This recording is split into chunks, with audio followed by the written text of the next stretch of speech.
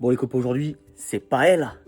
Allez les copains, on attaque la paella. On vient mettre notre huile d'olive avec une bonne poignée de sel. Et on va faire revenir au maximum nos morceaux de poitrine de porc et de haut de cuisse de poulet. L'objectif, c'est vraiment d'aller chercher le maximum de sucre à décrocher par la suite avec le coulis de tomate. Une fois nos morceaux bien caramélisés, on les place sur le bord de la paella et on ajoute les morceaux d'un cornet. On vient les faire revenir quelques minutes et ensuite on peut ajouter les poivrons. On ajoute notre épice, le spigol, et ensuite notre coulis de tomate avec lequel on vient décrocher le maximum de sucre qu'il y a dans la poêle. On laisse bien réduire pour avoir un coulis hyper concentré et ensuite on peut enrober tous nos morceaux avec ce coulis.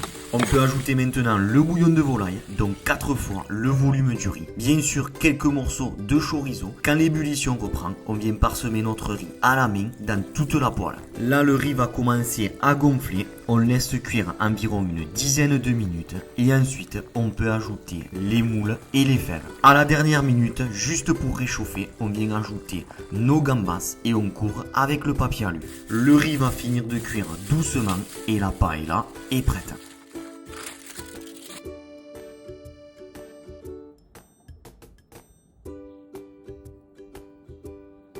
Voilà les copains, c'était ma version de la paella. Dans cette série, je vous fais partager des plats typiques de fêtes de village. Des plats généreux, faits pour rassembler et partager. Et pour les puristes de la paella, peu importe la recette, l'essentiel c'est de partager un bon moment entre copains.